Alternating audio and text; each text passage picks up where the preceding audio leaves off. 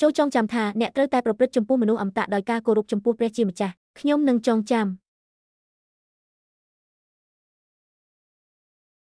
នៅតែគ្មានសញ្ញានៅទីនេះតើខ្ញុំអាចរកចំណូលបាន10លាននៅពេលណាខ្ញុំមិនចង់ស្នាក់នៅទីនេះទេហើយខ្ញុំពិតជាមិនចង់ចុះទៅជួបបុកបុរសរបស់ខ្ញុំទេ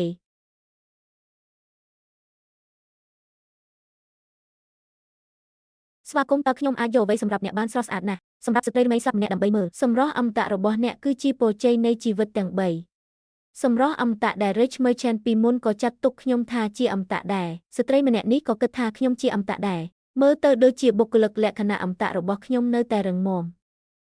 អ្នកអាចនឹងឡើងស្រស់ស្អាតណាស់តោះរំលងពិធីការ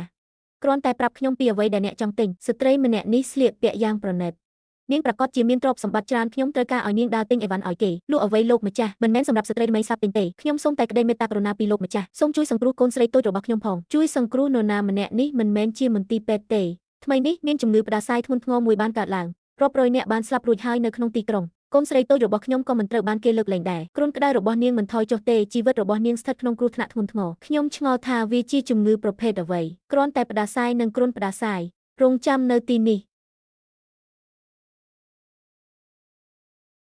មិនថាគ្រុនក្តៅខ្លាំងប៉ុណ្ណាទេថ្នាំ Ibuprofen មួយគ្រាប់របស់ខ្ញុំហើយខ្ញុំធានាថាគាត់នឹងជាសះស្បើយមួយគ្រាប់សម្រាប់លទ្ធផលភ្លាមលោកម្ចាស់ប្រកាសទេជាការពិតណាស់ប្រកាសជាងមាសនិងប្រាក់ពិតប្រាកដតើនេះជាទំនុកចិត្តរបស់មនុស្សអមតៈឬសូម្បីតែគ្រូពេទ្យអធិរាជក៏មិនហ៊ានសន្យាដែរអរគុណលោកតើខ្ញុំអាចសួរតម្លៃថ្នាំនេះបានទេនេះមានតម្លៃស្តង់ដារជាតិ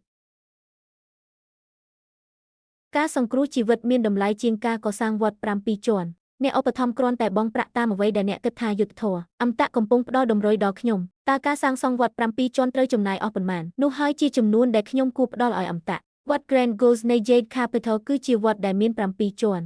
វាចំណាយពេល3ឆ្នាំដើម្បីសាងសង់និងចំណាយអស់មាស100,000 កន្ទុយថ្ងៃនេះខ្ញុំនឹងថ្វាយមាស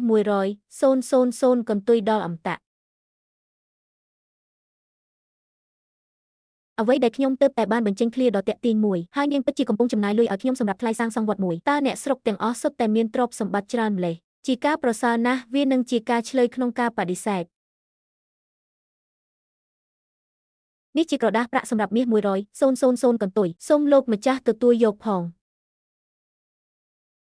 បន្ទាប់មកខ្ញុំនឹងនាំកូនស្រីខ្ញុំទៅព្យាបាលឥឡូវនេះបន្តទៅមុខទៀត